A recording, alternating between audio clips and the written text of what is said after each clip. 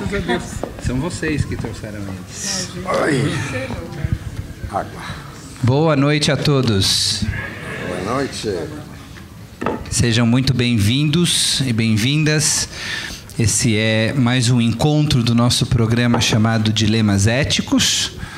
Nós iniciamos, alguns anos atrás, fazendo uma primeira conversa sobre ética, de modo geral, e depois começamos a entrar em algumas áreas específicas do saber, como, por exemplo, a bioética, ou como, por exemplo, a educação e a justiça. E então nos perguntamos de que maneira nós podemos enfrentar os diversos dilemas éticos que encontramos em cada uma dessas áreas. Passamos também pelo humor. O humor foi uma das áreas que nós tivemos a oportunidade de perguntar limites do humor.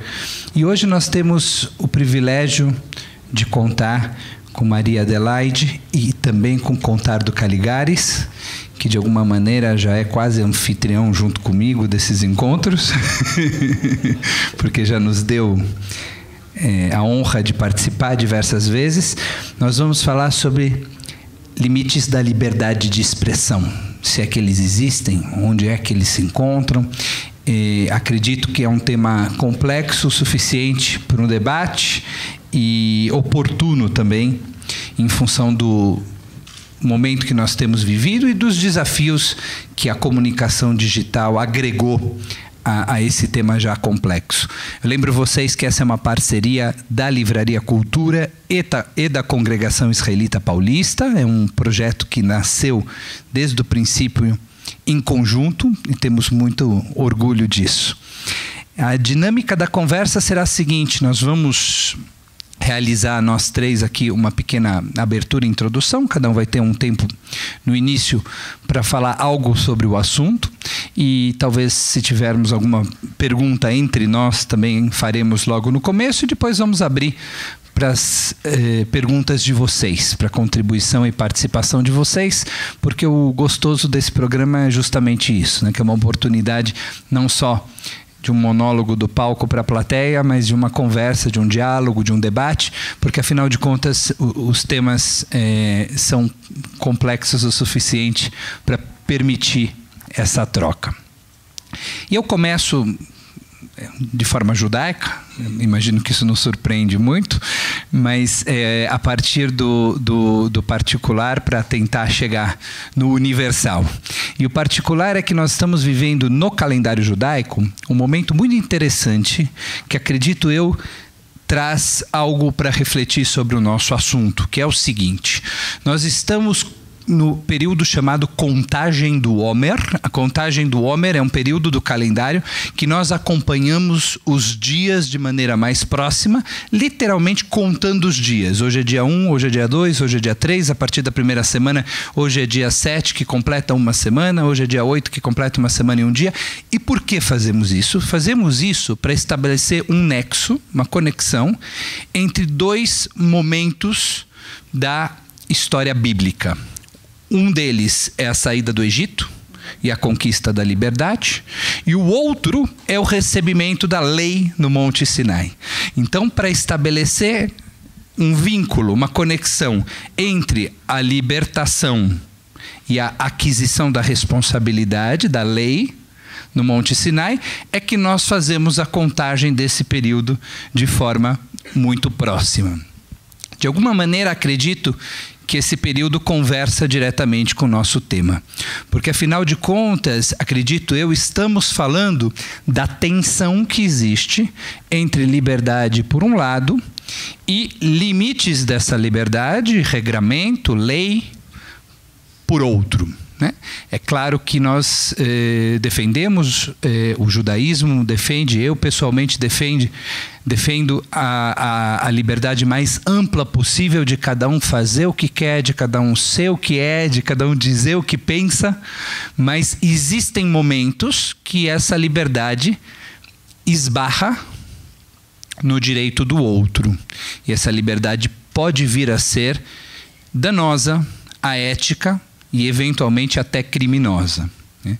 E o limiar que separa uma coisa da outra é muito tênue, né? E acredito eu também varia ao longo dos anos, nas diferentes sociedades, nos diferentes contextos e etc.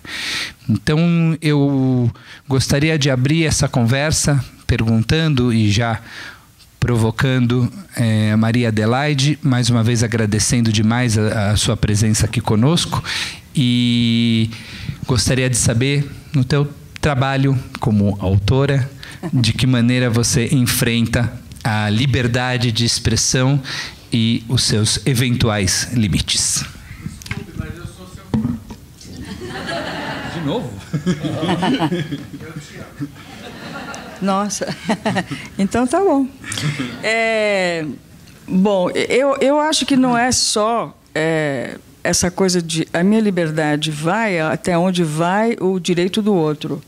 Eu acho que isso devia ser uma máxima universal, que devia ser válida para todas as culturas, todas as culturas humanísticas, digamos assim. Eu tenho a impressão que eu não sei o suficiente, acho que ao contrário, sabe, eu não sei o suficiente, mas isso devia ser uma regra.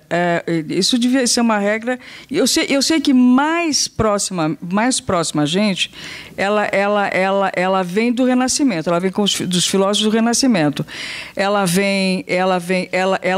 é sobretudo quase que uma premissa do iluminismo.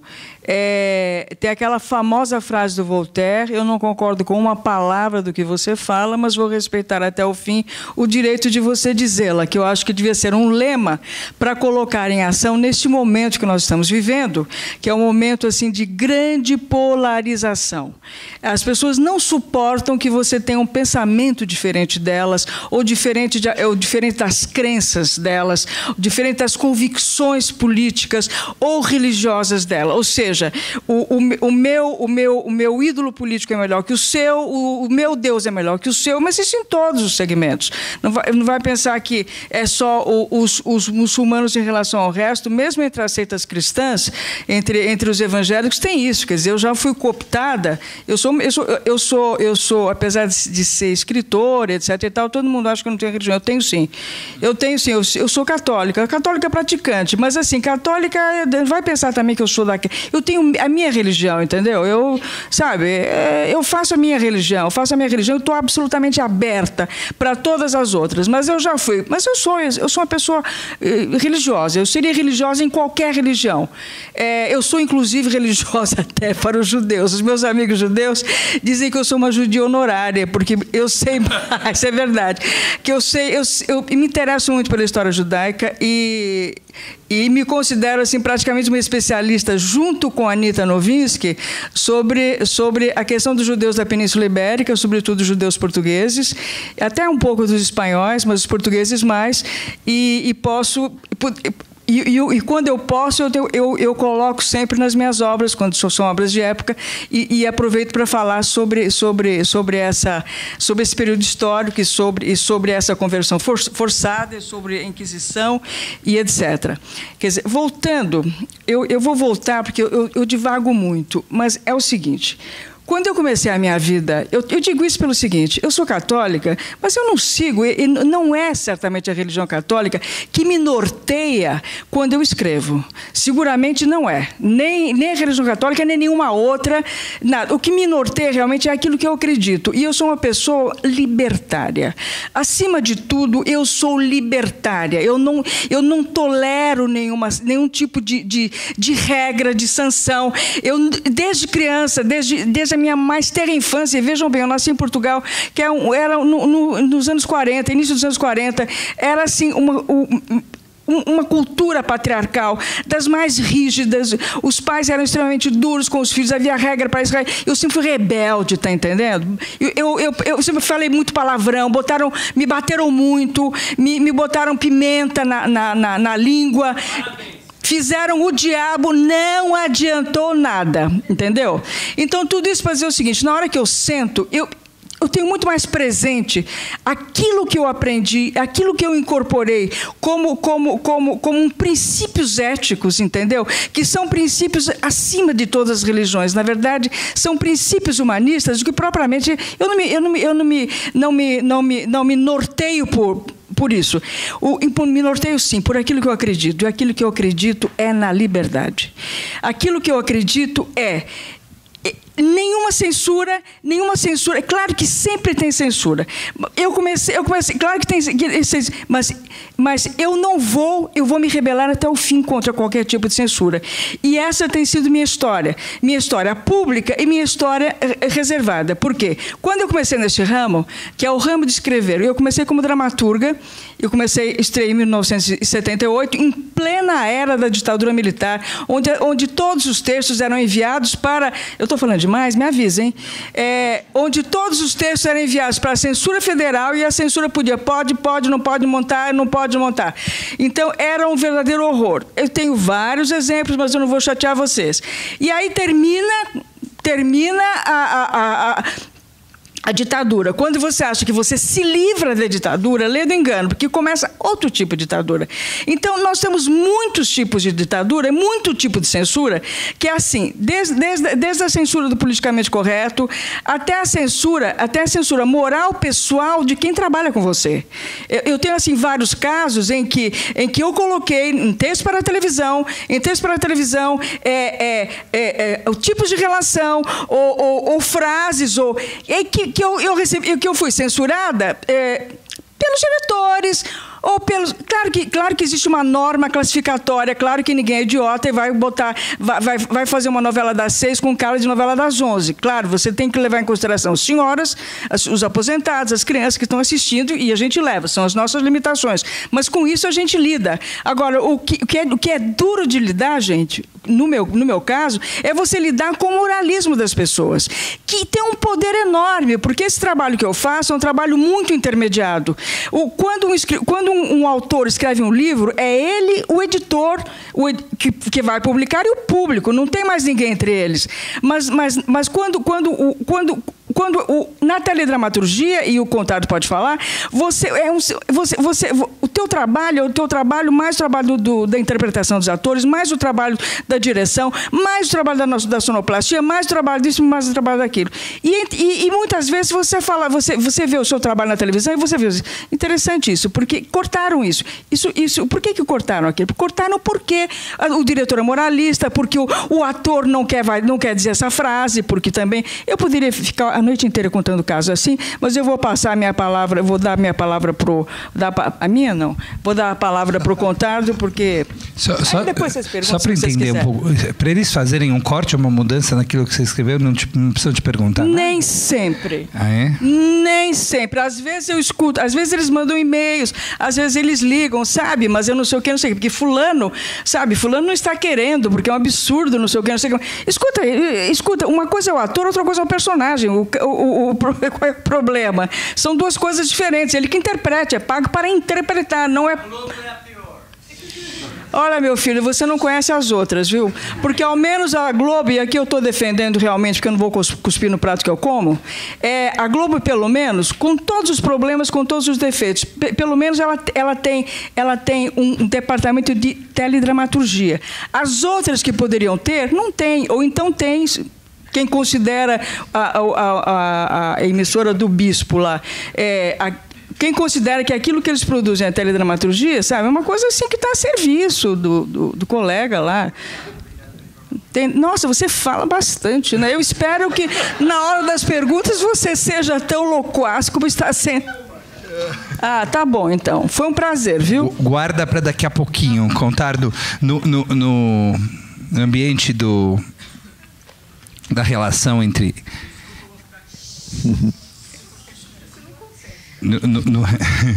No ambiente da relação entre o analista e o analisando a questão da liberdade de expressão e da livre associação, e de você realmente dizer o que passa pela cabeça e o que pensa, entendo, é uma ferramenta muito importante.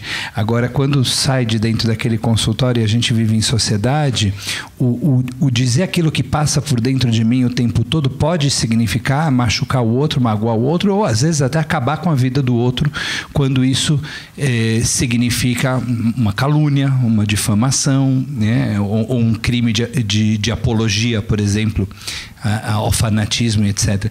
De que maneira você entende ou lida com essa tensão, aparentemente, entre aquilo que está acontecendo dentro de mim o tempo todo e os limites que eu preciso criar para não permitir que tudo isso saia de forma inadequada?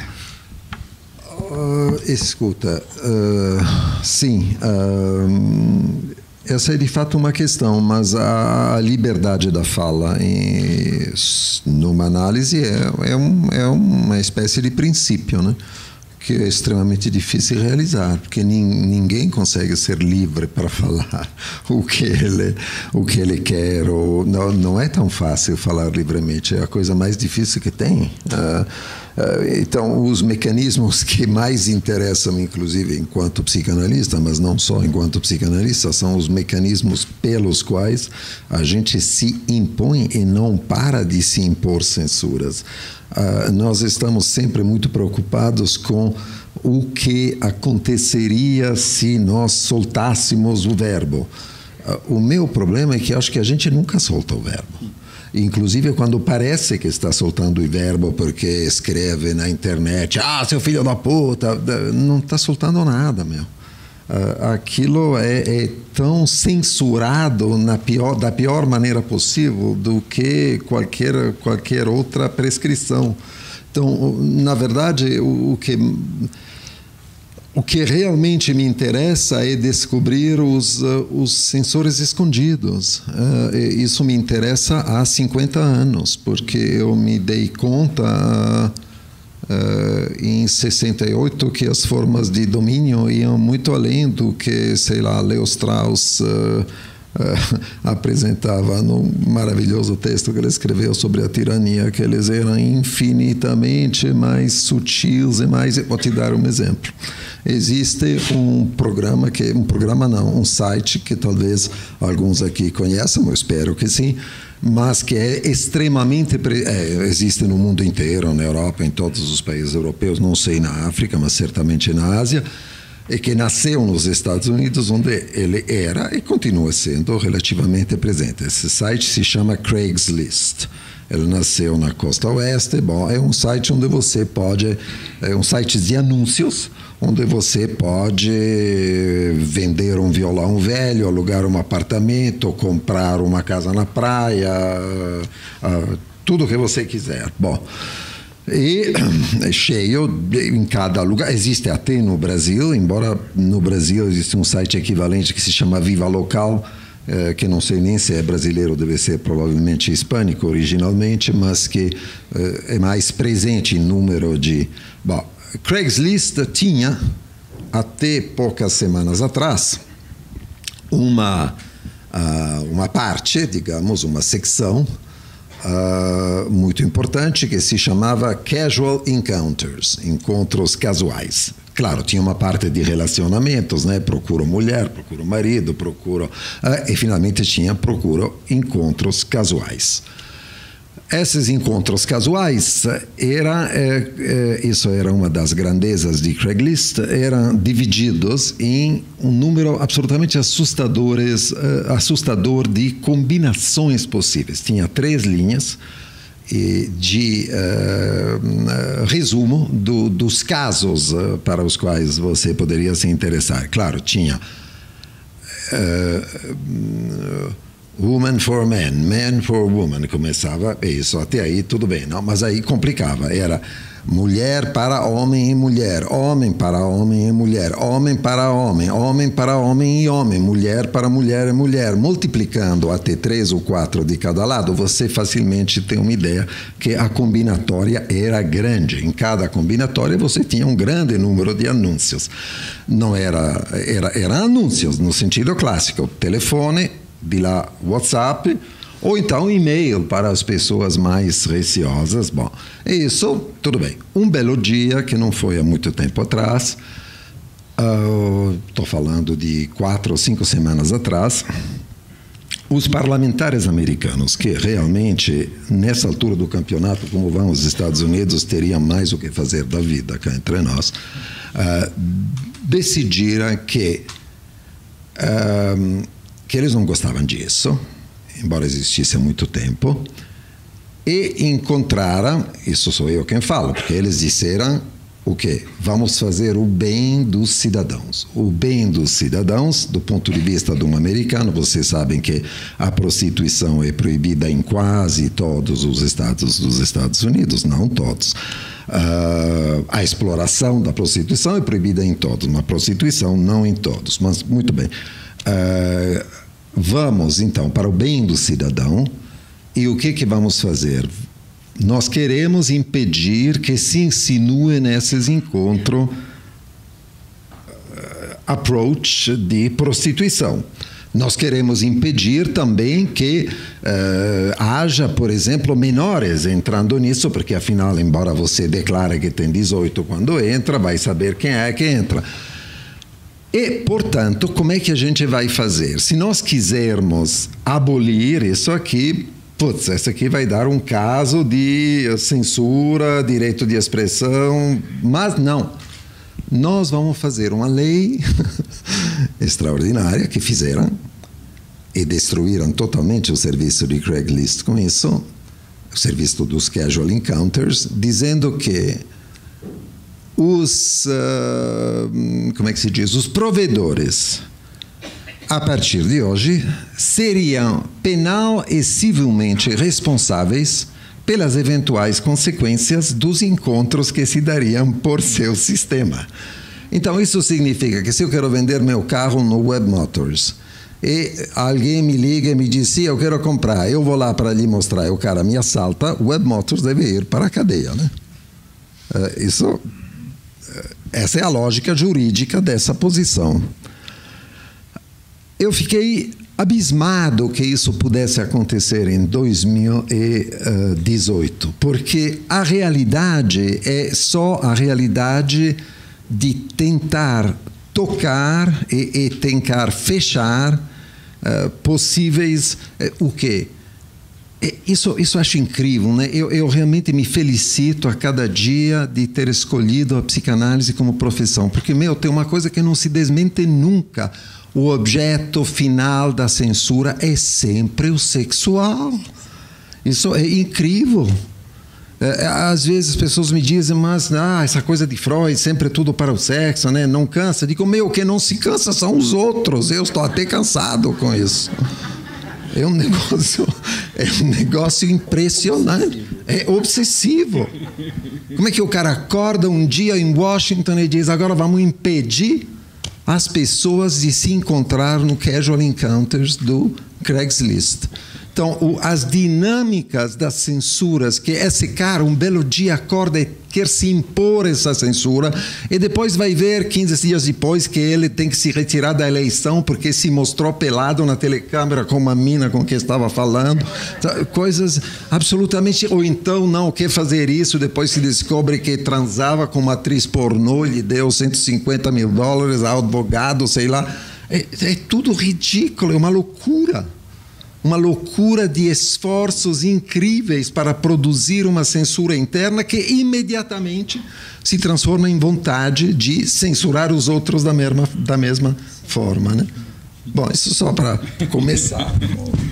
Maria Adelaide, você citou a questão do politicamente correto, né? E já teve gente que quis censurar Monteiro Lobato, por exemplo, porque acredita que aquilo que ele escreveu não é apropriado para as nossas crianças. Você escreve já há diversas décadas, né? De que maneira você sente isso, de alguma maneira, influenciando o teu trabalho? Né? Quer dizer, a questão do politicamente correto, da maneira como ele evoluiu, na verdade não é a palavra correta, ou involuiu. Involuiu. E se você tem, por exemplo, na tua relação com a Rede Globo, linhas que você não pode cruzar na tua liberdade em relação a palavrão, em relação a... Não, palavrão não mesmo, né? Quer dizer, agora, é interessante, você vê uma série americana, nas séries americanas eles falam muito palavrão, mas mesmo nos produtos que vão para o ar assim, depois das 11 horas, tem assim, dependendo do palavrão, é impossível, né?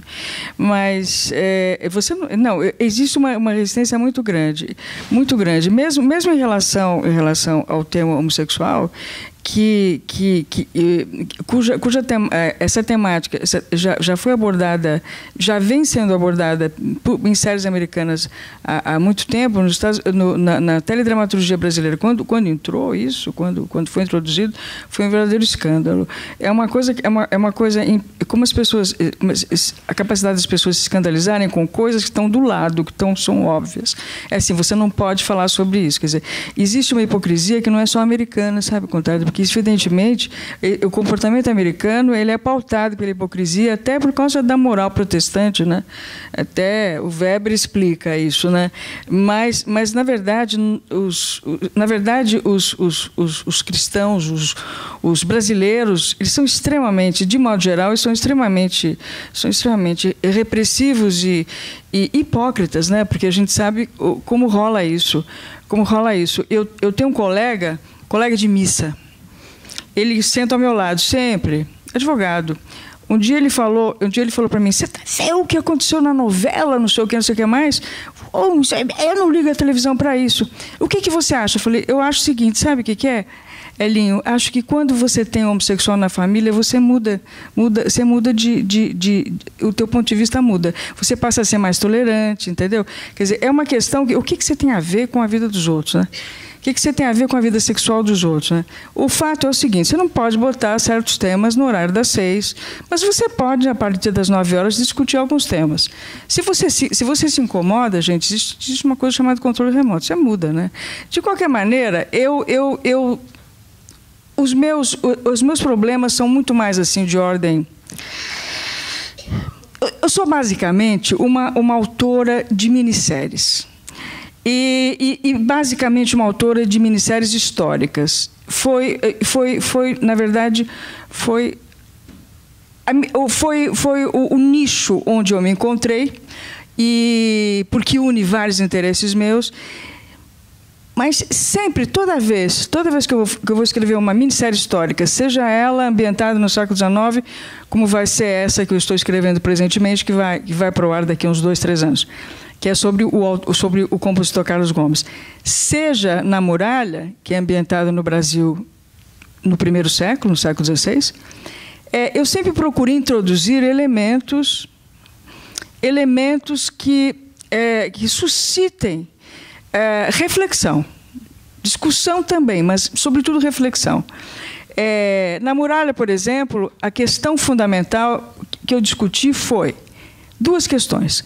Primeiro, a questão da catequização, do que isso representou para os indígenas, a destruição da cultura das sociedades primitivas, sociedades brasileiras assim, mais primitivas. E por um lado. Por outro lado, então eu coloquei assim, um grande dilema entre 2 padres jesuítas. Isso não tinha no livro da dinastia Silveira de Queiroz.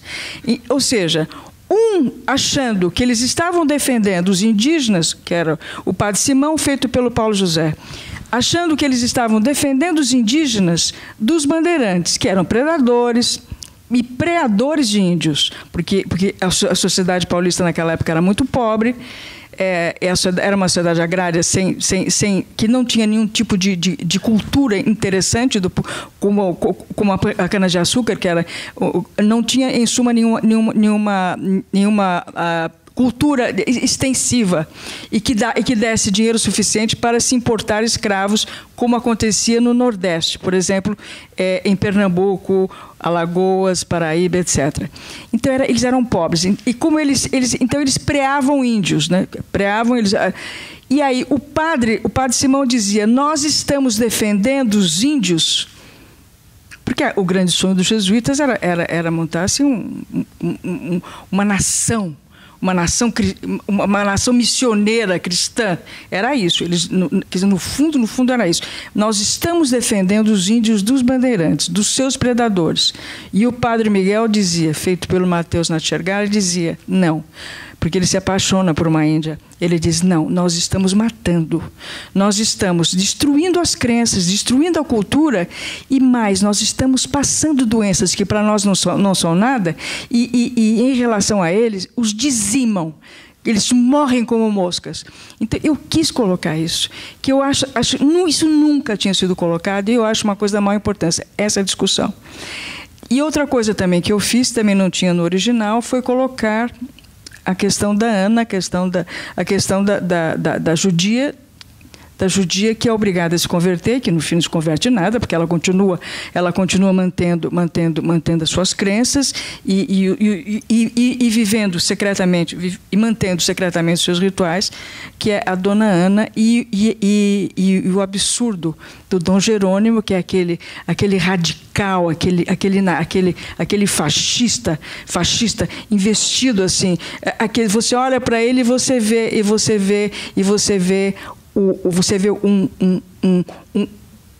um inquisidor, que é isso que ele representa. Então, eu procuro, em geral, discutir esses temas, que são temas históricos, mas são temas éticos, eu acho importante. Nunca é tarde, nunca é demais a gente repisar alguns temas e colocar em ação. Aquilo que aconteceu lá, também acontece aqui. Então, é essa a minha preocupação básica. Eu não vou ficar agora falando aqui. À medida que me perguntarem, eu respondo, tá bom? Obrigado. Contardo, eu entendo quando você fala que o que te interessa é o excesso de freios, né? Que nós nos impomos o tempo inteiro e o fato de que nós nunca, na verdade, exercemos nossa liberdade, nunca falamos. Agora, a ausência desses freios também é uma anomalia doentia, ou não? Escuta, aí entram outras questões. Uma delas é que, sim, sem dúvida, ninguém imagina que uma cura psicanalítica, por exemplo, deveria transformar alguém em uma pessoa incapaz de se impor os limites necessários para a vida social. É claro que não. Mas que a gente atribua o direito de exercer esses freios a pessoas fora da gente, eu acho um negócio totalmente maluco. Como é que alguém reconhece a quem que seja no Estado brasileiro, falido como é ainda por cima, o direito moral, a autoridade moral de dizer se meu filho quer ou pode ou não ver um filme? Mas, quem é essa pessoa? Essa decisão que seja delegada é uma loucura. Seria uma loucura mesmo se o Estado brasileiro fosse totalmente outro, que não é. Então, eu não, prefiro nem saber qual é a história, o histórico do cara que em Brasília decide aquilo, porque me deprimiria profundamente. Mas deve haver uma indicação ou nem isso? Se quer colocar uma indicação para que eu não precise ver o filme antes de eventualmente convidar o meu moleque a vê-lo comigo, tudo bem. Fora que, por exemplo, eu agora estou vendo com um moleque de 8 anos, que é o meu enteado, estou vendo um seriado sobre a história de Troia. Tá. Bom... Ele adora, a gente dá pausa, eu dou explicações, origens mitológicas das várias coisas. De vez em quando tem cenas realmente não tórridas de sexo. Aí ele diz: Isso eu não preciso ver.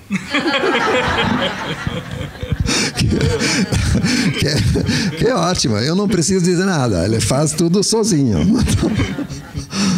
Autocensura. Autocensura, tudo bem. Não, mas isso é porque ele é capaz de entender que aquilo vai atrapalhá-lo, são pensamentos um pouco cedo para pensar naquilo, vamos pensar nisso num outro momento, sabe? Não quero dizer que a gente não tenha que... Mas eu acho realmente que as indicações são... que é um resumo e uma maneira de dizer aos pais e companhia. Mas aí eu precisaria realmente que quem me dá as indicações tivesse uma autoridade moral que eu pudesse lhe reconhecer. E realmente, não. Alguém da Ancine ou de quem que seja que me manda isso, eu não reconheço essa autoridade moral, zero. Então, não quero que seja exercida essa autoridade sobre mim como pai ou como adulto de uma criança, por quem que seja. Agora, que se a Rede Globo me diz cuidado, ou na Rede Globo qualquer canal de televisão me diz cuidado, cenas fortes, tudo bem, vou levar em conta, vou pensar se vou mostrar ou não. Mas, escute, eu acho incrível a facilidade com a qual nós delegamos isso, nós nos dispomos a delegar isso. Eu vivi numa época em que tinha limites absolutamente férreos, como existem agora, mas menos. Tem certos filmes que eu vi percorrendo Milão inteira a pé até achar um cinema que acreditava que eu tinha 16 anos. E acreditaram? Fazia de tudo, eu entrava fumando, sabe, aquela coisa. Muito bem. Vamos fazer uma primeira rodada, então, de perguntas. Se puder pôr um pouquinho de luz na plateia, obrigado. A gente consegue enxergar as pessoas. Muito bem. Tem um braço levantado, bem levantado. E tem aqui na frente também pergunta. Então vamos, de repente, colher 2 ou 3 e a gente volta para cá para tentar responder. Pode ser? Sim. Primeiramente, eu gostaria de pedir desculpas pela minha entrada muito falante, entre aspas. Desculpa aos colegas presentes. Eu gostaria que, se fosse possível, que vocês falassem sobre limites éticos em relação à colonização europeia, racista, homofóbica, machista, e que perdure em nossa sociedade até hoje. Inclusive o Monteiro Lobato, que foi citado, o maior problema do Monteiro Lobato não é o racismo, que é fruto da época dele, do homem comum da época dele. O problema do Monteiro Lobato é que ele é perverso. Além do racismo, ele é muito perverso. Desculpa meu comentário. Obrigado. Tem uma pergunta bem aqui na frente. Só mais alto para as pessoas ouvirem. Eu queria perguntar para o Contardo se você podia compartilhar com a gente a sua opinião sobre a visão psicanalítica a respeito da homossexualidade, assexualidade e sexualidade. Ok. Então, tem mais uma aqui? Sim, Luiz. Eu queria colocar justamente, recentemente nós tivemos um jovem que fez um post racista de uma universidade. Ele, em princípio, foi suspenso na universidade e retornou à universidade. Como é que vocês veem essa liberdade dele de colocar um post racista e quem deveria controlar esse jovem? Ok. Muito bem, acho que vamos ficar com essas 3, já temos assunto para mais de metro, né? Só a pergunta dela, você daria uma palestra inteira. Tem mais uma mão, vamos aproveitar? Não, tem mais, muitas. Então, espera um pouquinho. Não estão ouvindo? As perguntas. Então, vamos fazer assim, na medida que formos respondendo, vamos repetir as perguntas. Pode ser? Tudo bem? Tá bom? Mais alguma coisa? Então, vamos lá. Você quer começar falando alguma coisa da questão dos colonizadores? Não, mais especificamente, como é que você se chama? Você? Gércio? Sérgio. em relação ao Monteiro Lobato, quando você diz que ele é perverso, e de que forma... Desculpa, eu quero entender. Além de colocar o negro na condição do negro, da tia Anastácia, da empregada... Você tem que ver o contexto, né? Era o que era, né? O negro para ser comido por formiga, por... Posso te falar uma coisa? Você já pegou os contos de fada? Todos os contos de fada são extremamente perversos, sabe? Eu acho que em relação ao Monteiro Lobato, eu fico muito mais irritada com ele pela crítica que ele fez à exposição de 1917 da Anita Malfatti, o que ele demoliu, acabou com a arte da Anita Malfatti, do que exatamente é que o racismo que é considerado hoje você tem que ver no contexto. Se você vai por esse viés, você vai eliminar, eu acho que 90% da literatura universal, porque as pessoas escreviam segundo os seus princípios, segundo aquilo que elas acreditavam, no momento, na época, na sociedade a que pertenciam. Então, se você começa a criticar... Olha, tem um autor francês, não tem nada que eu mais odeie na minha vida do que o nazismo, ou qualquer forma de fascismo, ou qualquer forma de eleição de um ídolo, ou stalinismo, de eleição e não criticar e obedecer cegamente a esse ídolo. Foi intolerável a República de Vichy durante a ocupação da França. Foi intolerável a rendição dos franceses, foi covarde. E, entretanto, existe um escritor francês chamado Céline, que é rigorosamente de direita. Ele participava ele concordava com tudo aquilo, mas ele é um escritor sublime. Ele quando escreve, ele é sublime. O que você vai fazer com o homem? Simplesmente, se não concorda, não leia, mas não bote na fogueira. Uma coisa que me irrita, que me incomoda profundamente, e que eu acho um precedente medonho, é você ficar jogando na fogueira, porque você joga na fogueira, o que você está jogando? Veja o que o Hitler fez nos anos 30.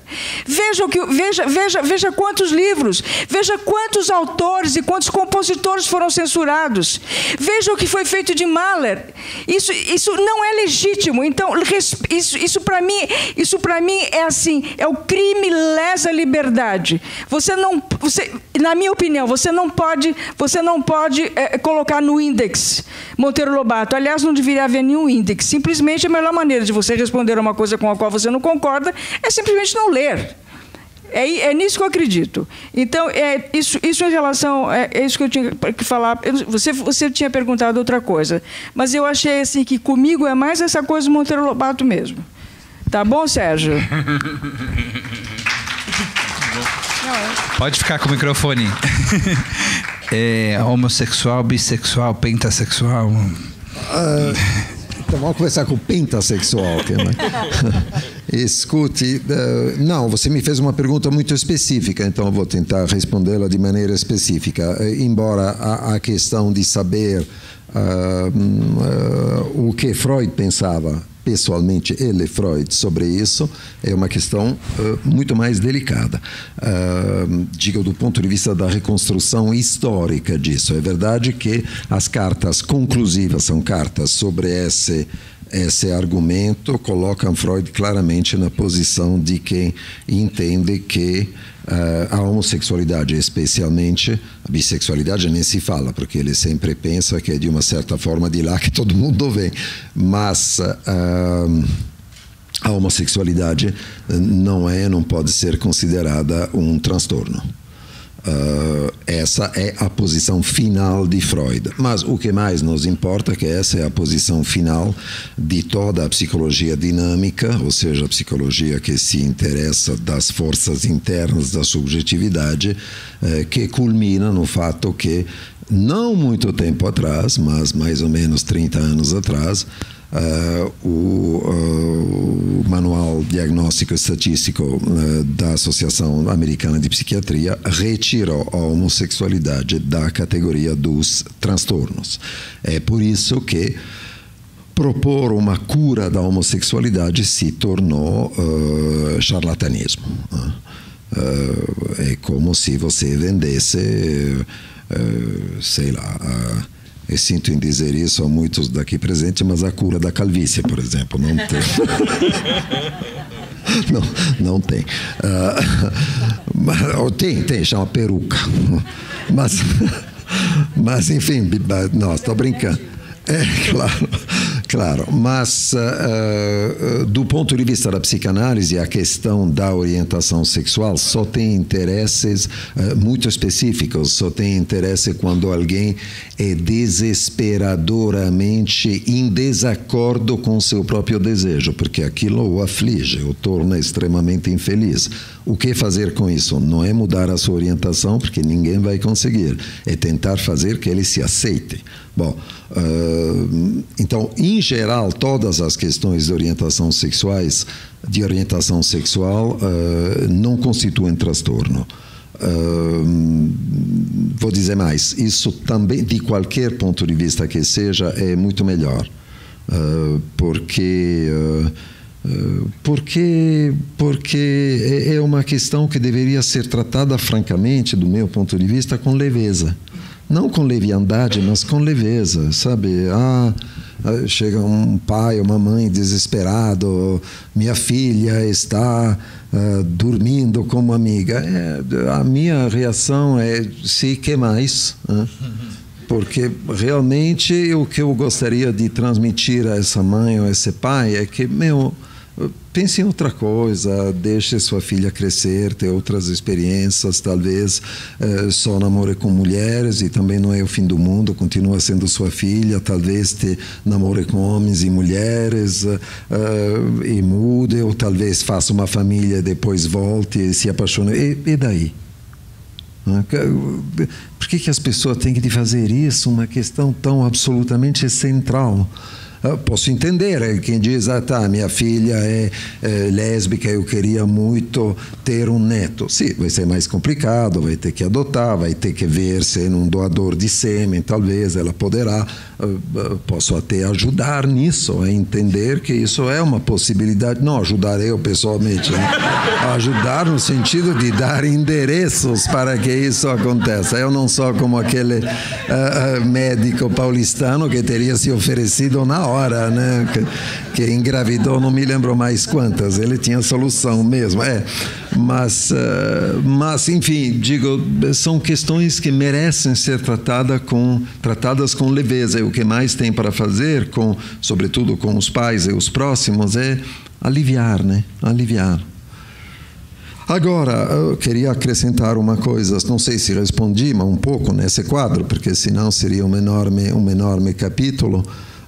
Uma coisa que a psicanálise pode acrescentar a isso é que, se você é realmente freudiano na sua visão, eu não sei se sou, eu sou muito próximo, sem dúvida é o psicanalista que mais me inspira, o que não é complicado, porque é ele que inventou a psicanálise, mas se você acredita no desenvolvimento que Freud imagina que chegue aos sujeitos que nós somos através da infância, a relação primeiro todos com a mãe, depois com aquele dos pais que é de sexo oposto e companhia. Se você faz bem os cálculos, o verdadeiro mistério do ponto de vista da psicanálise não é que alguém se torne homossexual. O verdadeiro mistério é que tantos se tornem heterossexuais.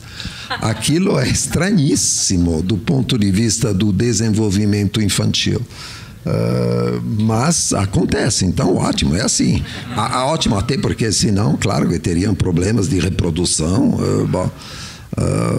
consideráveis. Bom, agora, uma última coisa que Maria Adelaide sem dúvida estará a fim de retomar, mas sobre essa questão de dentro de um quadro universitário, quando você, por exemplo, tem um e-mail que pertence à universidade, como acontece nas universidades americanas, assim como quando você tem um e-mail que pertence à firma na qual você trabalha, se você quer falar qualquer estupidez, você faça um Hotmail ou um Gmail por conta própria. Aquilo é propriedade da universidade. Você entendo que ela exerça e imponha limites à quantidade de besteiras que cada um pode escrever e publicar.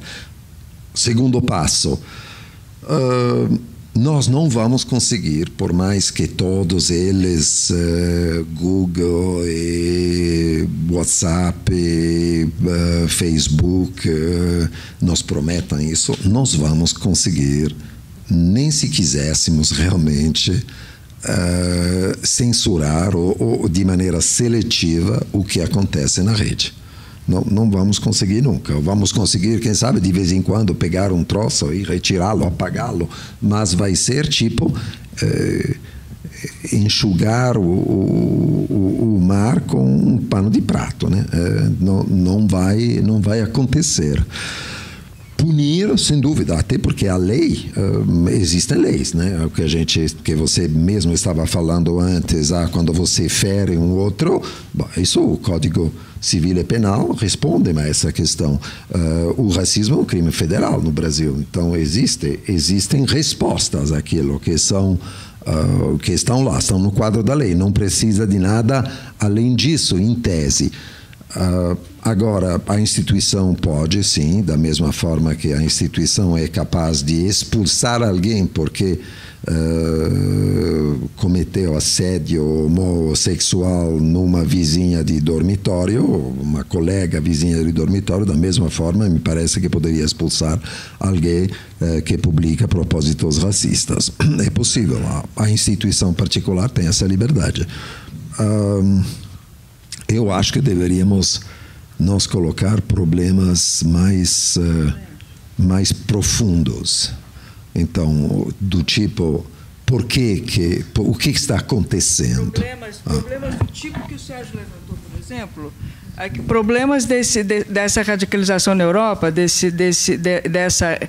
digamos assim, ressurreição, entre aspas, do fascismo, do nazismo, que isso que está acontecendo na Polônia, está acontecendo na Hungria, e está acontecendo não só lá, isso aí está vindo para o Ocidente, na Áustria também. Isso realmente é muito sério. Isso é muito sério, muito sério. Isso sim a gente tem que discutir. Isso a gente tem que discutir seriamente, tem que discutir, tem que chamar atenção, tem que, sei lá o quê. Eu não tenho nenhuma, quer dizer, eu gostaria de ter a solução para isso, mas a única solução que eu tenho, a única solução que me ocorre não é uma solução, é a gente continuar falando sobre isso e continuar denunciando isso. E fazer o possível, né? Sei lá, aquilo que está ao nosso alcance, sei lá, pode ser uma coisa muito pequena, muito tênue, mas de qualquer maneira isso é muito grave o que está acontecendo, muito grave, muito grave. E veja que complexo, né? Porque o neonazista, ou fascista, ou fanático vai dizer que a sua liberdade de expressão está sendo comprometida, né? Quando vem o outro e diz que aquilo que ele está falando não serve, é inapropriado. Uhum.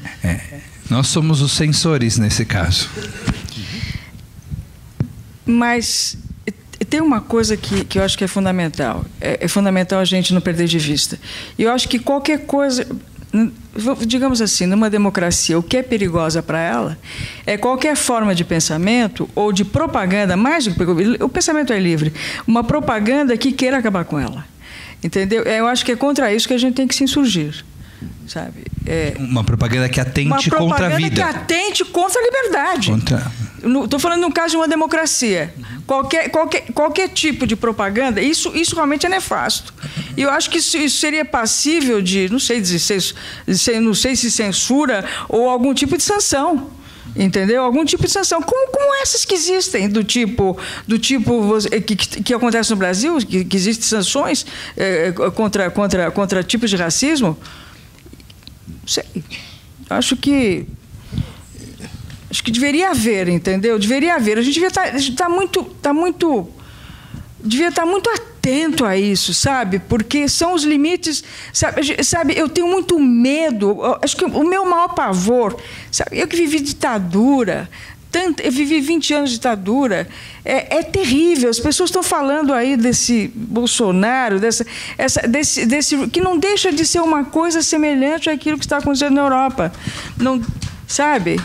Não deixa de ser. É muito perigoso isso, gente. As pessoas não têm noção. As pessoas não têm noção do que foi a ditadura. Porque também a educação neste país é lamentável e ninguém fez rigorosamente nada para melhorá-la.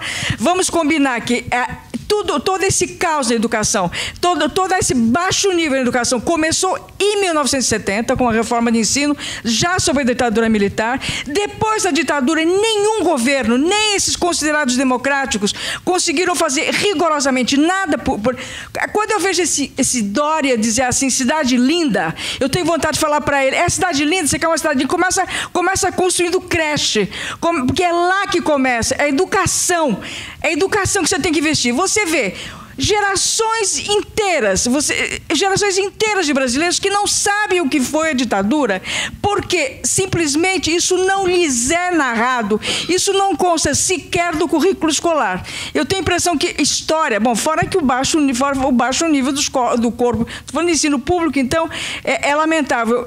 Outro dia tinha uma fila de candidatos a alguma empresa aí que abriu X vagas, e aí tinha uma fila assim, enorme, assim, milhares de pessoas. Aí entrevistaram assim, e você, o que você está querendo? Não, porque eu sou formada em professora.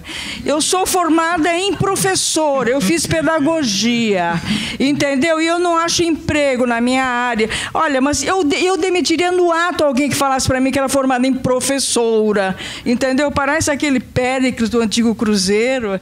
Lembra? Alguém lembra? Alguém do tempo do Cruzeiro? Porque eu sou daquela época da revista Cruzeiro, que tinha o Péricles, então ele tinha esses números que ele falava. Eu sou formada o Milor também, né? Eu sou formada em professora. Então, começa por aí, termina nos livros didáticos e ninguém fala o que foi ditadura. E as pessoas têm assim, porque qualquer coisa que soe assim, alguma ordem, porque está um caos tão grande. Está um caos tão grande esse país. Quer dizer, realmente o nível de violência e de corrupção, ele acontece em todos os níveis. Quer dizer, você não sabe em quem confiar. Que você acha que que tem gente que acha que as Forças Armadas vão conseguir dar jeito. Porque não dá no jeito. E segundo, que você vai lhes conferir uma autoridade que eles vão usufruir, que eles vão usar, e eles vão usar isso contra você, contra a sua liberdade. Vai aparecer um monte de gente dizendo aquilo que você tem que assistir, aquilo que você pode ler, aquilo que você pode dar numa sala de aula, aquilo que o seu filho pode aprender. Então, é uma ingerência na vida individual, nas liberdades individuais, assim, absolutamente intolerável. Nós temos que lutar contra isso. Quando aparecesse essa pessoa que está muito bem cotada, que está sendo muito bem cotada, a gente tem que realmente soltar a voz, entendeu? E denunciar o que foi a ditadura, para realmente a ditadura não voltar nunca mais.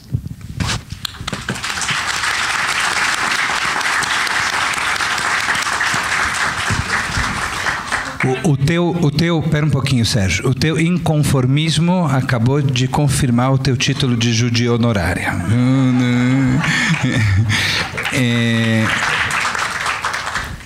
Quando você, ainda voltando um pouco para o Monteiro Lobato, eu estava pensando no texto bíblico, se fosse lido fora do contexto. O texto bíblico, se fosse lido fora do contexto, seria um texto absurdamente escravocrata, homofóbico e assim por diante. Então, os textos, todos eles, até os mais sagrados, precisam ser lidos dentro de algum contexto. De todas as religiões, claro. Eu me lembro, uma vez eu tive uma aula sobre a lei de Talião, né? O olho por olho, dente por dente. E no texto bíblico aparece o olho por olho, dente por dente, e quando lido no contexto, aquilo era, na realidade, um avanço da sociedade para o que havia antes, porque a vingança antes disso não tinha limites. Então, se alguém vinha e tirava o teu olho, você tinha direito de matar a pessoa, a família dela e a vila dela inteira. O olho por olho, dente por dente veio dizer, você tem o direito, no máximo, de se vingar, tirando do outro aquilo que ele tirou de você, e não mais do que isso. Depois, alguns séculos depois, por exemplo, na época do Talmud, eles já olharam retroativamente, estamos falando do início da Idade Média, e falaram, não, olho por olho, dente por dente tem que ser uma indenização, tem que ser uma compensação de dinheiro, porque você não pode tirar o olho do outro, porque isso é algo bárbaro. Mas na época, quando foi instituído, tirar o olho do outro era um avanço em relação ao que havia anteriormente, que era a liberdade sem limites. Tudo isso para dizer que sem o contexto não é possível fazer a leitura de nenhum tipo de texto ou de sociedade. Né?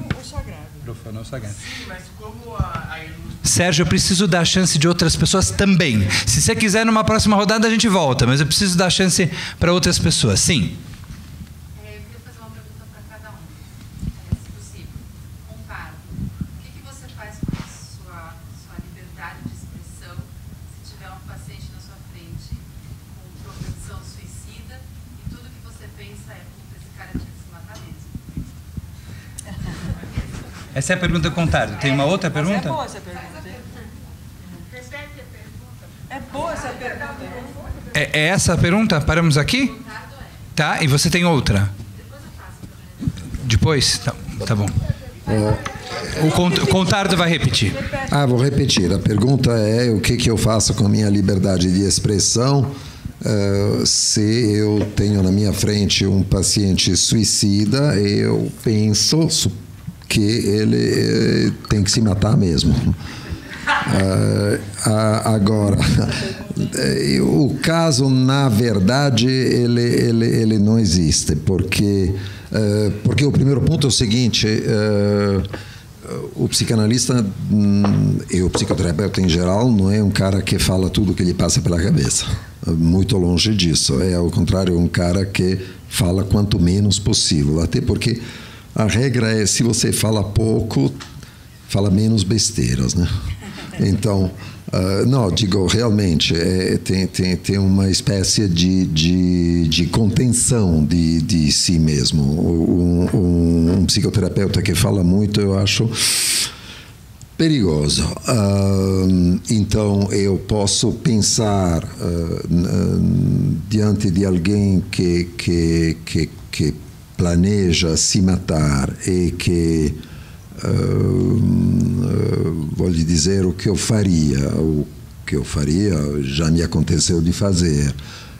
Que planeja se matar e de quem eu penso que, como é que poderia dizer, a determinação de sua história faz que aquilo está bem no destino dele ou dela, o que eu posso fazer é, sobretudo, tentar evitar, coisa na qual não acredito muito, mas evitar que essa pessoa se mate, o que significa em geral... frente de preferência, né? Não só, mas em geral, o que significa em geral contatar a família, explicar que essa pessoa não pode ficar sozinha nem de noite, que é preciso colocar grades na janela, que é preciso tomar tais precauções e explicar o que eles têm que fazer, na esperança que isso me dê tempo para... Porque, sabe, é uma das coisas mais misteriosas, o que transmite a vontade de viver. É uma coisa muito complicada e difícil de se entender. Tem pessoas... Não necessariamente, não. Você pode tentar isso, mais do que isso você faria o quê? Internaria? Eu não interno as pessoas, só se não tiver nenhuma condição de evitar isso. Nos Estados Unidos eu teria internado obrigatoriamente, porque se você não interna alguém que ameaça o suicídio, você perde a sua licença no ato. Da mesma forma que também nos Estados Unidos é parecido. Se você não denuncia à polícia um paciente que planeja um crime, você também perde a sua licença. Por sorte, na Europa e no Brasil, o segredo profissional é protegido muito além disso. Ninguém manda você falar do que você escutou no divã. Nos Estados Unidos não é bem assim. Vale para os religiosos também, mesmo. Vale, né? Sim. Então, é uma questão muito, muito delicada, porque você sabe, tem pessoas que podem querer morrer. É um enigma como é que se transmite a alguém a vontade de viver. E qual é o cálculo que faz que alguém chegue à decisão de se matar? Eu geralmente tento fazer o possível para que isso não aconteça.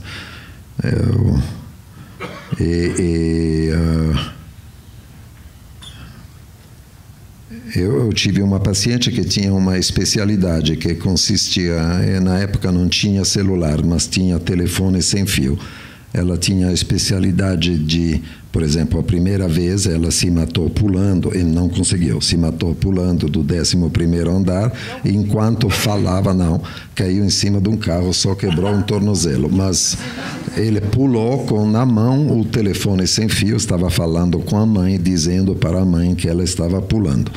E foi, aliás, depois dessa tentativa que eu fui chamado. A primeira vez que eu a vi foi no Hotel Dieu, fui visitá-la no hospital, comecei a me ocupar dela lá, mas ela teve muitas outras tentativas de suicídio, todas um pouco nesse estilo, até desistiu em dado momento.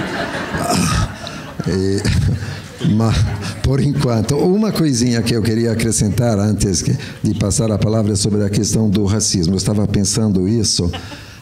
Nos anos 70, Lacan fez uma aparição na televisão francesa, que foi publicada num livrinho que se chama Télévision, justamente. Nos anos 70, era muito curioso, porque tem uma pergunta final que ele é colocada, que é, então, o que você imagina para o futuro? E Lacan responde: o triunfo do racismo. Lacan não é qualquer babaca, então é bom pensar que ter dito isso nos anos 70 é um prognóstico bastante difícil. E eu sempre me perguntei o que o levou a dizer aquilo. E por quê? A minha resposta, eu não sei se eu me encontrei com ele muitas vezes, mas nunca lhe perguntei por quê. Ele tinha dito aquilo, e a minha sensação é que a razão pela qual ele disse aquilo naqueles anos é que nós estamos numa cultura que nós apreciamos muito, que é muito boa, que é uma cultura que nos empurra a pensar, a negar as diferenças. No sentido de, o que importa são os direitos humanos. Daqui a pouco esses direitos vão englobar os animais, e não só os primatas, mas até as baratas e as plantas, e vamos andando. Eu acho ótimo, super legal. Mas estamos numa cultura que tende a negar as diferenças. Eu acho que existe, ou pode existir, uma espécie de proporção invertida. Se você não reconhece a diferença, aquele não reconhecimento forçado pode se transformar em ódio. Sabe, eu quando escuto aqueles discursos, por exemplo, ditos de esquerda em um lugar como a Itália, a França, sobre os refugiados não são como nós. Essa eu acho que é uma estratégia errada. Se você diz são como nós, eles vão ser odiados. Você deve dizer, não, são muito diferentes, vêm de um lugar muito diferente, com uma cultura muito diferente. Tem que partir do reconhecimento da diferença para evitar o racismo. O racismo é quase uma resposta assassina contra o perigo que o outro seja igual a mim. Ou seja, que tome o meu lugar, fundamentalmente. Né? Então, bom, só isso. Peraí que ela tinha uma outra pergunta, não é? Sim. Para Maria Adelaide. Isso. Maria Adelaide, pessoa física, Maria Adelaide, pessoa jurídica. Onde que fica a sua liberdade de expressão quando, como pessoa jurídica, você recebe uma encomenda de falar a favor do que a pessoa Não, isso aí não acontece. Isso acontece muito com jornalista que escreve editorial, né? Ele muitas vezes escreve totalmente contra a sua própria crença política, de modo geral. É famosa a história dos comunistas portugueses, Miguel Urbano Rodrigues, que veio fugir do governo Salazar, foi trabalhar no Estadão e escrevia editoriais altamente reacionários, altamente de direita, contra totalmente a crença dele, mas era um trabalho para ele. Mas eu não atuo nessa... esse não é o meu segmento, entendeu? Porque dificilmente eu vou escrever. Primeiro que a Globo, todo mundo imagina que a Globo chega para cada autor e pede determinadas coisas. Não. Tudo que eu fiz para a Globo até agora foi assim, eu proponho. Se eles aceitam ou não, problema deles. Mas, por exemplo, na época que eu escrevia as minissérias históricas, as 7 mulheres, etc. E tal, o que eu fazia? Eu fazia assim, uma lista de 4, 5 temas que eu queria escrever sobre, e aí dava para eles, eles escolhiam um deles. Né? Aconteceu, por exemplo, que quando eu terminei A Casa das 7 Mulheres, eu fui pedir aumento, né? Porque foi sucesso e tal. Eu falei, achei uma ótima oportunidade de pedir aumento. E aí eu passei pela sala do diretor artístico, na época era o Mário Lúcio Vaz, e falei, oi, eu vou almoçar com fulano, que era o diretor de RH e tal, vou pedir aumento. Aí ele falou assim, eu cheguei, tinha uma reunião lá, ele falou assim, escuta, você não quer, a gente precisa de um tema sobre São Paulo, porque São Paulo vai fazer 450 anos no ano que vem, e o departamento comercial pediu para a gente uma minissérie que fala sobre São Paulo, isso aqui. Você tem alguma ideia? E eu falei, não, mas vou pensar a respeito. Falei a muralha já foi escrita, tal, subi. No que eu estou falando lá com o diretor de RH, que era um amor de pessoa, o Érico, começou a vir. Eu tinha escrito Tarsila, a peça teatral com 4 personagens, o Mário, o Oswald, a Anitta e a Tarsila. Aquilo me era muito caro, esse tema. Então, no que eu terminei de almoçar, eu desci, entrei na sala, eles estavam em reunião ainda, e falei, olha, vamos contar uma história de São Paulo do ponto de vista da cultura. Eles já ficam todos arrepiados. Vamos fazer assim, a gente começa na Semana de Arte Moderna e termina na Segunda Bienal, porque a Segunda Bienal foi a Bienal que veio a Guernica, foi a Bienal mais heróica, mais gloriosa de todas as bienais. Pela qualidade do acervo que veio de fora. Só o fato da Guernica, do Picasso vir, gente, eu estava no MoMA, estava em Nova York. Bom, eles olharam assim, acharam muito estranho, e aí lá pelas tantas eles queriam mais, né? Eu falei assim, e aí a heroína vai ser Yolanda Penteado. Eu falei, eles não tinham a menor ideia de quem fosse Yolanda Penteado. Eu falei, olha, mas quem é essa mulher? Eu falei, olha, é assim, ela começa começa a vida como Cici e termina como Tia Meme. Aí eles olharam assim e falaram, vai dar certo, vocês vão ver, confia em mim. Confia em mim que vai dar certo, vai dar certo. E deu super certo, que foi um só coração, deu muito certo. Deu muito certo. É possível contar uma história onde até hoje essa minissérie, por exemplo, é projetada em várias escolas, nas aulas de literatura, por exemplo. Até minha neta mais velha me mandou, na aula de literatura estavam dando antropologia, então, porque para quem quiser aprender antropologia, está lá, mas está lá da melhor maneira, que é o Oswald casado com a Tarsila, de caso com a Pagu, e já entrando em rota de colisão com o Mar de Andrade. Então, está ali. É muito legal isso. E foi muito legal poder escrever uma minissérie tão longa e foi bastante popular, teve bastante audiência, onde você tratava de todos esses problemas, onde você contava a história dessa cidade, você falava do TBC, falava da Veracruz, e isso realmente é possível fazer isso. Então, eu não tenho esse negócio de pessoa física e pessoa jurídica. Eu sou pessoa jurídica na hora de receber, porque eu sou velho, já me aposentei há muito tempo, então não vou ficar pagando mais do que aquilo que eu pago, não é brincadeira. Então, mas não é difícil, ninguém vai me pedir isso. Ninguém vai me pedir uma coisa na qual eu não acredito. Impossível. Vai ser muito ruim. Vai ser muito ruim para eles. Não dá. Eu não consigo. E, graças a Deus, essa profissão da gente, a gente tem uma série de problemas. Vai pensar que tudo ouro sobre azul, porque não é. A gente tem muita encheção de saco, o negócio de audiência é muito chato. É muito chato, mas é assim, isso é a regra do jogo, entendeu? Sabe? Se você não quer esse tipo de problema, é como uma virgem entrar no bordel, filhinha, sabe? E alguma coisa vai acontecer. Eu não posso, na hora que eu entrei ali, eu sabia quais eram as regras do jogo. Então, eu sei que algumas concessões você tem que fazer. Algumas concessões, um personagem que não está agradando, mas eu posso falar um negócio para você? Na hora que eu ligo, na hora que eu vejo, eu falo assim, esse negócio não está funcionando. Sabe, não precisa vir ninguém me dizer que eu tenho que mudar isso, mudar aquilo, porque não tá, eu tenho que tirar. Em geral, ninguém fala o que você tem que fazer. Você tem que mudar, você tem que tirar a pessoa. Tem que tirar a pessoa, tem que tirar o personagem. Mas muitas vezes, sabe o que é? São tantos imponderáveis, porque você imagina, mas você não sabe.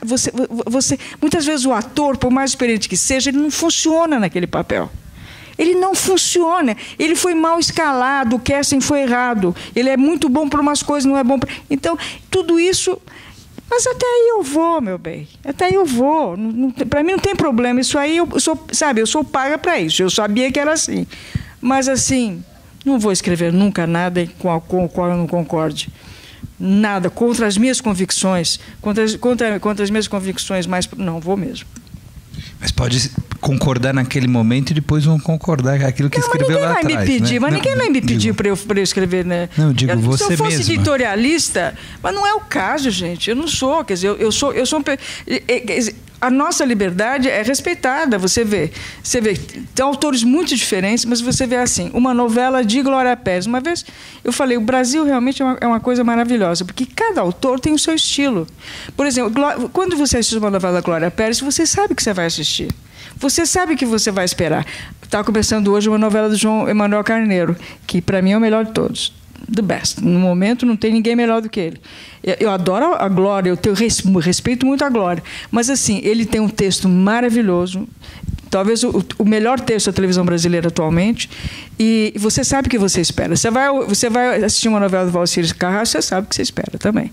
Quer dizer, você sabe que todos têm uma marca, todos têm uma marca. E eles sabem que é assim. E o segredo do sucesso, estou falando da Rede Globo, o segredo do sucesso da Rede Globo nessa área é exatamente essa diversidade e essa coisa que, no fim, cada um atende a diferentes segmentos do público, ou então ao público inteiro, né? Você vê que quem não lembra de Avenida Brasil, que foi assim um sucesso em todas as classes sociais, em todos os segmentos. E era uma novela maravilhosa, né? Era um texto incrível.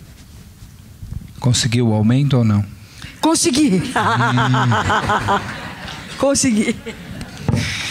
Nós estamos chegando ao final, vamos escolher mais talvez 2 ou 3 perguntas e fazer a última passagem aqui, porque a gente precisa encerrar, tá bom? Vamos lá, sim. Par ou ímpar?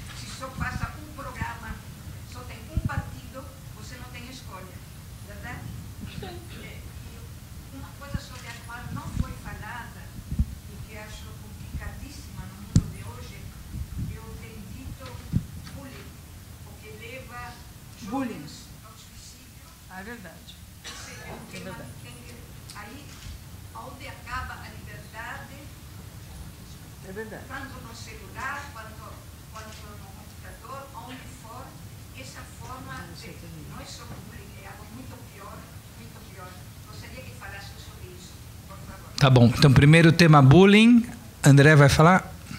Basicamente,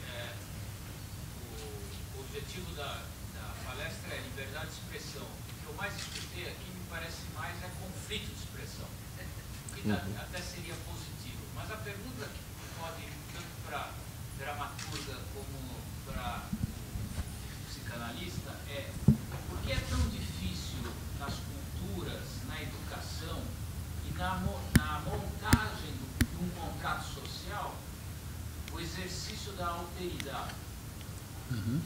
Ok, então bullying e alteridade, com isso a gente pode encerrar, tá bom? Vamos dar a oportunidade de uma rodada final aqui com Contardo e Maria Adelaide.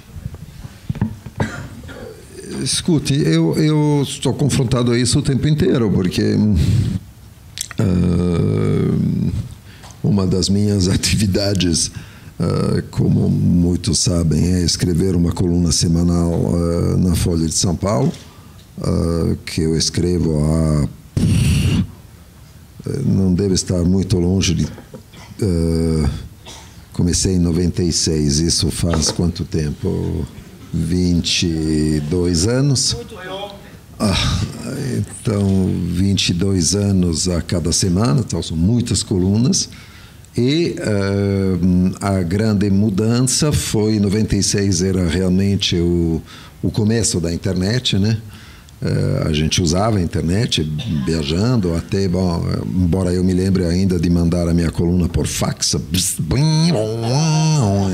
coluna, mas quando a internet começou realmente a funcionar, ou seja, a partir do ano 2000 mais ou menos, eu fui um dos primeiros colunistas, aliás, eu acho o primeiro a colocar no fim da coluna o meu e-mail. Havia uma razão explícita para isso, minha pessoal. Depois se transformou uma proposta do próprio jornal estendida a todos os colunistas que colocassem seu e-mail no fim da coluna.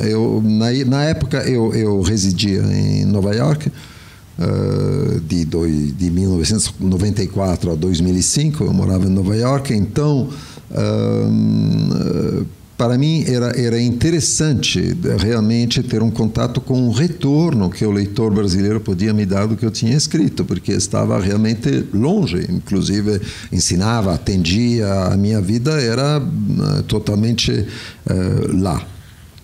Então, por isso eu coloquei o meu e-mail, nunca o retirei, mas é extraordinário como isso foi mudando, ou seja, sempre teve e-mails de pessoas que me diziam não concordo, ou então concordo, mas você tem as pessoas, tem tudo, tem a resposta obsessiva, não é bem assim, porque, etc. Bom, até porque as pessoas sempre imaginam que você, obrigatoriamente, quando escreve uma coluna de 4.200 caracteres, você se corta, né? Você não tem como dizer tudo o que você estaria a fim de dizer, então tem que operar uma certa seleção. Mas, enfim, nos últimos, não muitos, nos últimos 5, 6 anos, os e-mails, a virulência dos e-mails agressivos aumentou exponencialmente.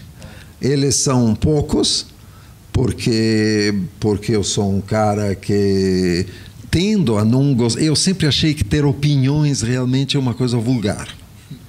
Eu acho que o que é elegante é falar das coisas de maneira que as pessoas consigam fazer sua opinião de maneira mais pensada. Eu dizer, sabe, eu penso o quê? Sempre, oh meu Deus, de novo. Então, eu penso de quê? De quê, exatamente. Então, não é uma coluna de opinião. Quem me lê aqui, se tem alguém, sabe disso. Não é uma coluna de opinião. Mas, apesar disso, tem como é que posso lhe dizer? Tem profissionais do dissenso, que é uma coisa extraordinária, porque se não conseguem discordar, é aquela coisa tipo, você disse isso, até concordo, mas não é sobre isso que eu deveria ter escrito. Mas tudo bem, como é que eu vou fazer? Então, se fosse só isso, eu digo, tudo bem, é amistoso. Não, então, morra, seu filho da puta, vai. Não, é desse nível e de lá para pior. Agora, estou me censurando na reprodução do que você recebe. Tem um negócio que realmente sai sangue. E você se pergunta realmente qual é a razão desse ódio, de onde vem, porque no texto realmente você se dá conta que esse ódio não tem razão de ser, na maioria dos casos. Aliás, na maioria dos casos tem até completamente, sabe, coisas que são entendidas ao contrário, de propósito para poder odiar. Então, tem realmente um ódio que se expressa porque gosta de se expressar. O cara quer odiar, é muito mais fácil. Quando não tinha a leitura do jornal na internet, não era tão grande, era muito mais complicado, porque mesmo que tivesse o e-mail, o cara lia a coluna, tinha que ir para o computador, fazer um e-mail, enquanto o cara que lê na internet é só clicar em cima a comentários eu nem leio, mas clicar em cima da minha assinatura de e-mail e imediatamente tem acesso ao e-mail e me escreve. É interessante. Eu acho que existe realmente uma extraordinária cultura do ódio, realmente uma pressa em odiar. A origem disso, eu continuo pensando que tem a ver com alguma coisa que é relacionada com o fato de que a nossa cultura, no que ela tem de melhor, instiga a não enxergar as diferenças. E que isso deve produzir alguma reação profunda que vai do lado do ódio. Mas isso realmente é uma pura hipótese. Eu observo isso realmente de maneira consternada, que isso seja possível e que tenha se tornado, porque a qualidade do diálogo entre pessoas, não digo nem militantes, pessoas que têm opiniões políticas nesse momento é desse nível. Não. Existe uma confusão, né, entre unidade e uniformidade, né? Em que as pessoas acham que para que a gente possa colaborar a gente tem que ser todo mundo igual. E na hora que a gente faz isso, a gente justamente passa por cima de todas as diferenças, que é justamente o que nos constitui como seres únicos, né? E sem dúvida nenhuma, concordo com você. Chegou esse ponto? Sim, tudo bem. Não. Sim, já fui ameaçado de morte, ameaçado de todo tipo de coisas, assim, mas por coisas tão ridículas que...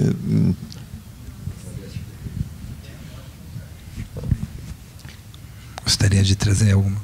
Não, é assim, a pergunta que você fez sobre a alteridade, eu acho que é muito mais da área do contrário do que minha, francamente. Eu acho que tem que ter um equipamento teórico de que eu careço. Posso dar a minha opinião, mas é bobagem. Certamente o contrário é pessoa muito mais indicada do que eu. Isso se chama alteridade.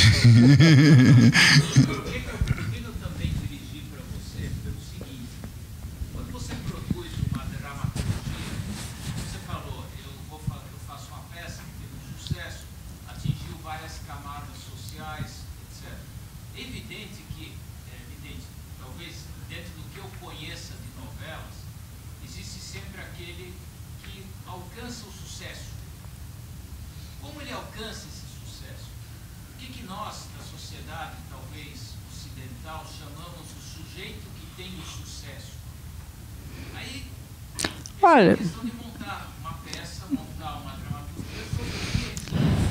olha, não tem.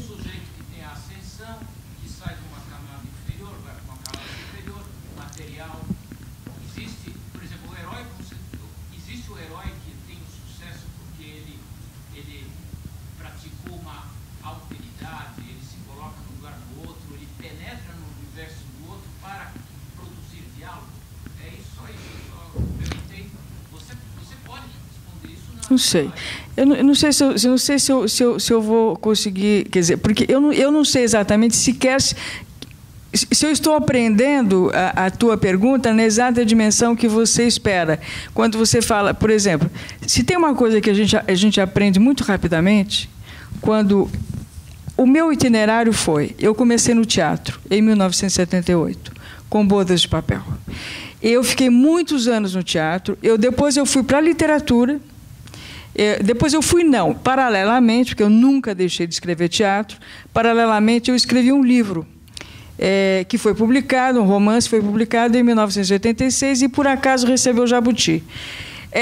Eu escrevi outros... Não tão por acaso. Não é, mas foi por acaso mesmo, que não tinha muitos candidatos aquele Não, francamente, vai. Não, francamente, sério, juro. Bom, não importa. O fato é o seguinte...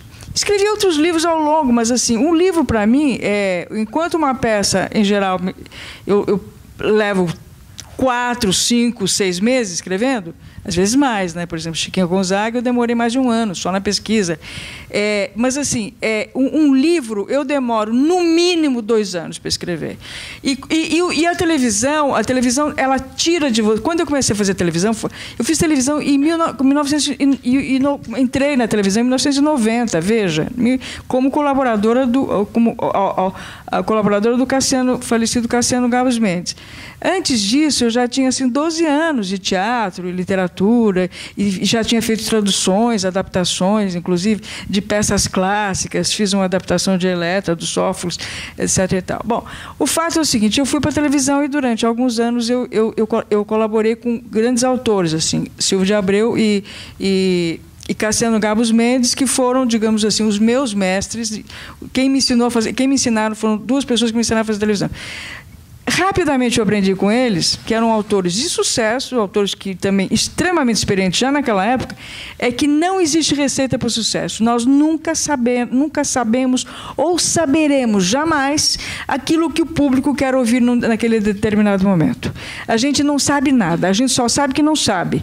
Então é assim, muitas vezes a gente escreve uma coisa, acha que vai ser um sucesso, e é um flop total, não resulta. Então não existe uma receita, mas tem uma coisa no ar, como é que eu posso te dizer? Tem uma coisa no éter, que é assim, existe uma certa disposição do público em ouvir determinadas coisas num determinado momento. Quer dizer, se o autor ele consegue atender a essa demanda, que é uma demanda absolutamente inconsciente, então é um sucesso. Ele produz um sucesso. Mas a gente não sabe quando isso vai acontecer. A gente não sabe, e não sabe sequer que tipo de trama o público, o grande público. Esse grande público é uma massa anônima, e é uma massa assim, tremendamente variada, porque ele envolve pessoas, porque não vai pensar que a televisão, que a classe A, por exemplo, deixou de assistir novela. A classe A continua assistindo novela. Muita gente acha assim, não, porque com os canais fechados e não sei o quê. É outra coisa, é outro tipo de público, que também muita gente que assiste televisão aberta vai assistir. Mas, por exemplo, quando chega a novela das 9, dificilmente uma série, até porque série ele pode assistir a qualquer hora, uma série vai tirar público de uma novela das 9, por exemplo. Não vai tirar. Mas é assim, o que o público espera você não sabe. E a gente quando escreve, a gente dá o nosso melhor. Não é porque eu faço televisão, que eu escrevo para um veículo de massa, que eu vou, sabe, eu vou de qualquer jeito. Não. Mas não sou só eu, é todo mundo. A gente dá a alma, a gente dá o sangue. Muitas vezes resulta, outras vezes não. Entendeu? Mas isso faz parte do nosso ofício. Agora, é muito duro você carregar um fracasso. É como se você estivesse carregando um cadáver. Sabe? É como se você estivesse carregando um filho morto dentro do teu ventre. Que você tem o filho morto e você tem que chegar até o fim para ser expelido naturalmente. Eu já passei por isso. Não recomendo a ninguém, não é bom para a saúde. Maria Adelaide Contardo, muito obrigado pela presença de vocês, claro, sempre. A gente não respondeu à questão do bullying. Eu queria dizer uma palavra sobre isso, só como eu acho o bullying uma coisa infernal. Eu acho que é extremamente importante que os pais prestem atenção, porque as crianças muito facilmente não falam do que está acontecendo. Então é preciso prestar atenção aos sinais de que isso está acontecendo e intervir. Agora, tem outra coisa, é que a sensação que eu tenho é que... então, é claro que aqui, vocês vão ficar a fim de conversar muito mais, sobretudo se tem filhos, mas é que o bullying sempre existiu. Eu passei praticamente todos os últimos 3 anos do ensino fundamental encontrando 3 cretinos na saída da escola que queriam me bater. Bom, e voltando para casa como podia, e ir para a escola era um pesadelo cada dia, porque eu sabia que isso ia acontecer na saída da escola. Bom, problema meu, nunca falei para os meus pais. Mas, o que eu quero dizer é que é uma angústia tremenda, mas é que talvez tenha alguma coisa na maneira como nós educamos nossas crianças hoje que as torne um pouco frágeis diante disso. Eu acho que tem muitas situações na vida em que a alteridade é inimiga.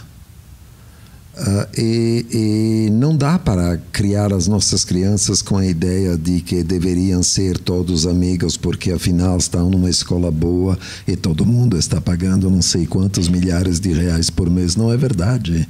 Não é verdade que todas as crianças ao lado das nossas crianças são afinal inocentes e queridas. Não. Tem crianças ruins para caramba. Ou que são capazes de serem ruins em uma série de situações.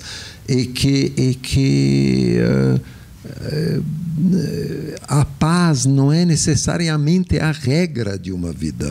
E as crianças devem aprender a se defender. E nós nos tornamos muito... sabe, muito do bem. Aquela coisa... Não, na minha época, aliás, era assim, fulano me insultou, e você bateu nele? Sim, ainda bem, né? Não, essa era a resposta. Então, eu não acho que a gente tenha que treinar as nossas crianças para que se tornem agressores, mas é que tem uma resiliência a se defender, uma resiliência realmente... que às vezes esse clima é um pouco a mesma coisa do que eu dizia antes sobre, sabe, essa ideia que somos todos iguais, não somos todos iguais e não somos todos do bem. E esse fenômeno conversa diretamente com o que você falou dos e-mails agressivos que são recebidos na vida adulta. É parte da mesma história, né? Os haters, hoje o nome disso são os haters. Os haters são as pessoas que estão aí na vida digital somente para odiar. E uma mensagem mandada por um hater é replicada muito mais do que uma mensagem mandada por um lover. Você manda uma coisa de carinho e de amor, 3 pessoas ficam sabendo. Você manda uma coisa de ódio, aquilo anda numa velocidade gigantesca, é parte do desafio que a gente está vivendo. Muito obrigado a todos, até o próximo Dilemas Éticos. Boa noite.